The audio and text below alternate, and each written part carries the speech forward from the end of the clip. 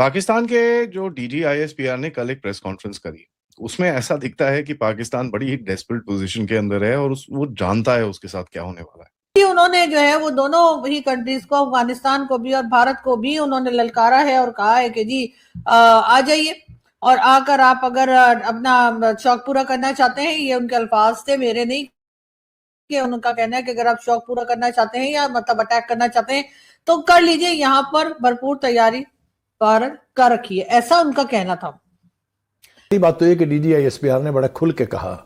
कि ये हमने ना डॉलरों के लिए ये जंग शुरू की थी, ना हमें डॉलर चाहिए, हमारे पास अल्लाह के फजल से इतने वसाइल हैं और माली वसाइल भी इतने हैं कि हम ये जंग खुद लड़ सकते हैं। किसी भी टॉपिक पे मीडिया के हवाले से, अफगानिस्तान के हवाले से, दहशतगर्दी के हवाले से जितनी बातें डीजीआईएसपीआर ने कही हैं, पहले मिनट से लेके आखिरी मिनट तक कोई एक फिक्रा साइड पे रखें और उसका मतलब समझने की कोशिश करें, आपको पता लगेगा वो ये कहना चाह रहे हैं कि सारे गद्दार में, इसके अलावा कोई बात ही नहीं। और बेचारों के पास इसके अलावा बात होती नहीं, और ये बदकिस्मती है पाकिस्तान की कि ये पाकिस्तान के ऊपर काबिज है। जब कोई एक आर्मी वाला आके इस तरह की प्रेस कॉन्फ्रेंस करता है, जब वो मतलब जिस तरह की उसने शब्द यूज करे, जिस तरह की उसने भावनाएं दिखाई, उससे तो एक ही चीज पता चलती है कि भैया जब जो होता है ना ठुकने वाली कौम, अब वो ठुकने वाली कौम अपने आप को तैयार कर रही है, वैसलीन लगा रही है, उसको पता है कि भैया चारों तरफ से ठुकूंगा मैं अभी आके। देखो यार, इतने तो बेवकूफ हैं, उसके अंदर कोई डाउट नहीं है, लेकिन एक जिस बंदे की को मार पड़ने वाली होती है ना, उसको पता होता है कि भैया मेरी मेरी बारी आ रही है। 2026 में ऐसी चीजों की आप कहेंगे अल्लाह रहम करे, वाकई ऐसी ही चीजें होने के अल्लाह से रहम मांगा जा रहा है। पाकिस्तान का युद्ध होगा ही होगा। इस साल भारत के साथ अफगानिस्तान भी पाकिस्तान को मिलकर फोड़ेगा, ये भी आज आपको बता दें। रोकिएगा जरा, ये भाईजान हिंदुस्तानी मीडिया पे आके कह रहे हैं कि ये जो 2026 है इसमें भारत और अफगानिस्तान मिलकर पाकिस्तान पे हमला करेंगे। आ जाओ, तुम दोनों का शौक पूरा कर देते। और तू टीवी पे ना बैठी उससे, तू भी साथ आई, यही वीडियो चलाएंगे उस वक्त, तुम लोग आओ जरा और बताएंगे तुम दोनों का अशर क्या किया हमने। पाकिस्तान के ऊपर रहम करें, तबाह कर दिया, बर्बाद कर दिया और डटे हुए हैं अपने नैरेटिव बयानिया के ऊपर। और मैं हमेशा कहता हूं और हम कहते हैं कि ये पाकिस्तान जो से एक अल्लाह का तोहफा है, इसमें अल्लाह की बड़ी बरकत है, तो ले आओ जो तुमने करना है। दाएं से आना है, बाएं से आना है, ऊपर से आना है, नीचे से आना है, इकट्ठे आना है, किसी के साथ आना है। एक बार मजा ना करा दिया ना तो पैसे वापस, ठीक है ना। लिसन टू दिस अगेन, इकट्ठे आना है, किसी के साथ आना है। एक बार मजा ना करा दिया ना तो पैसे वापस, ठीक है ना। कौन ये एक देश की आर्मी है जो ऐसे बात करती है, एक बारी मजा ना चखा दिया तो पैसे वापस। किसको बेवकूफ बना रहे हैं डीजीआईएसपीआर साहब, किसको बेवकूफ बना रहे हैं। नमस्कार दोस्तों, स्वागत है आपका भारत नाउ में। दोस्तों, पाकिस्तान के अंदर कल एक पाकिस्तानी फौज की तरफ से प्रेस कॉन्फ्रेंस की गई, जिसमें कई सारे नामी जर्नलिस्टों को बुलाया गया और ढेर सारी चर्चा लगभग 3 घंटे तक चलती रही, जिसके अंदर डीजीआईएसपीआर ने एक बड़बोलेपन में एक चुनौती दे दी या जिसे कहे ललकार दिया भारत और तालिबान की फौज को कि भाई आए और जो भी ख्वाहिश है आपकी वो पूरी कर ले, मतलब शौक जो है वो पूरा कर ले। अब इस चीज को लेकर सोशल मीडिया के अंदर काफी ज्यादा डिस्कशंस चल रहे हैं कि यार ये किस तरह की बातें जो है पाकिस्तानी फौज कर रही है, क्योंकि पाकिस्तान के अंदर ऑलरेडी डिस्कशंस चल रहे हैं कि भारत के साथ जंग करना ये पाकिस्तान के लिए बहुत ही ज्यादा मुश्किल वाला काम है, क्योंकि लड़ाई अगर लंबी चलती है तो पाकिस्तान के पास इतना पैसा नहीं है कि भारत के साथ एक लंबा युद्ध कर सके। इसके अलावा पाकिस्तानी फौज ने जो पाकिस्तान के अंदर हालात चल रहे हैं, पाकिस्तानी जनता,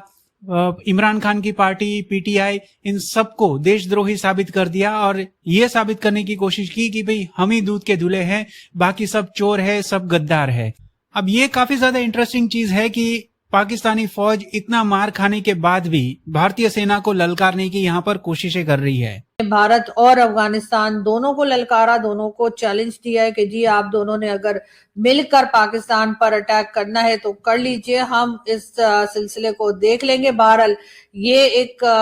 तरह से कह लीजिए कि काफी बच्चों जैसी मुझे ये स्टेटमेंट लगी कि भाई उन्होंने तो ऐसी कोई बात नहीं की है कि वो पाकिस्तान पर अटैक करने वाले हैं या वो पाकिस्तान के ऊपर अटैक कर देंगे। अब अगर आप बार बार खुद ही दावत दे रहे हैं कि जी हाँ अफगानिस्तान और भारत जो है वो मिलकर अटैक कर दे, तो इसका मतलब यही है कि आप अभी भी यही समझते हैं कि अफगानिस्तान के लोग, अफगानिस्तान की हुकूमत, अफगानिस्तान के जो भी करता धरता है वो आपकी मर्जी से ही हर फैसला करेंगे, आपकी मर्जी से ही वो ये कहेंगे कि उन्होंने भारत से बात करनी है या नहीं करनी। पाकिस्तान की एक बहुत बड़ी प्रॉब्लम शुरू से जो ये रही है कि अगर किसी के साथ पाकिस्तान के टर्म्स खराब हैं तो हम चाहते हैं कि वो उसके टर्म्स जो है वो भारत से भी खराब ही रहे। अब उनका कहना ये भी है कि जी केपीके में जो है वो इस तरह का एटमॉस्फेयर है कि जिसकी वजह से वहां पर टेररिज्म जो है वो की जाती है। तो कोई बताएगा कि ये जो हाफिज सईद और मसूद अजहर सर, ये सब लोग जो यहाँ बैठे हुए जिनके ऊपर भारत ने अटैक किया था, जिसके बाद आप लोगों को बहुत बुरा लग गया था कि भारत ने अटैक क्यों किया है,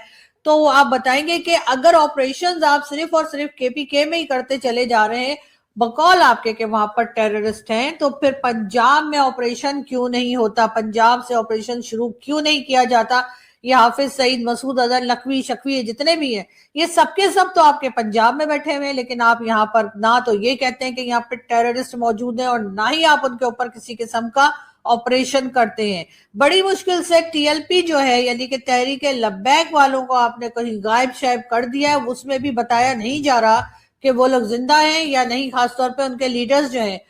साद रिजवी वगैरह वो कहाँ पर है। लेकिन ये भी तो पंजाब के ही लोग हैं, तो इसका मतलब है अगर वो टेररिस्ट हैं तो पंजाब भी जो है वो भी टेररिस्ट जो है उनसे भरा पड़ा है। तो इस बार ऑपरेशन आप जो है वो केपीके के बजाय आखिर पंजाब से शुरू करने को राजी क्यों नहीं हो रहे, जिसकी बार बार केपीके के लोग डिमांड कर रहे हैं? क्योंकि एमरातीज बोल रहे हैं पाकिस्तान को, बेटा तू इधर आ जा, ठीक है, तेरे को हम इजराइल भेजते हैं, सब कुछ सीधा करेंगे, don't worry about it, everything fine. Saudis बोलते हैं बेटा तू इधर आ जा। अब सऊदीज ने ये जो एंटिसिपेट किया था तभी आके एक डिफेंस एग्रीमेंट जो फटाफट इनसे कराया था was just to make sure कि भाई पाकिस्तानी इनके अगेंस्ट ना लड़े। लेकिन पाकिस्तान में ऐसे एनालिस्ट हैं जो बड़े खुले में बोलते हैं कि अगर सऊदी अरेबिया के ऊपर हमला हुआ तो हम यूएई को,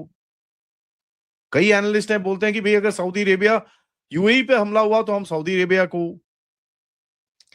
तो ये कंफ्यूज जाती है और इनको पता नहीं है कि किस तरफ जा रहे हैं। अगर हमास के ऊपर किसी किस्म की कोई कार्रवाई पाकिस्तान ने की तो हमास ने तो पाकिस्तान को छोड़ना नहीं है, और इसी तरीके से अगर ईरान के साथ कुछ किया तो अमेरिका तो निकल जाएगा और पीछे रह जाएगा पाकिस्तान, जिसको कि भुगतना पड़ेगा हमास के लोगों को भी, ईरान के लोगों को भी, और अफगानिस्तान के साथ तो ऑलरेडी हमारा झगड़ा जो है वो चल ही रहा है उसके साथ। तो ये अलार्म बेल्स हैं, ये झंडे उठा रहे हैं, बोल रहे हैं भैया हमारी पिटाई होने वाली है।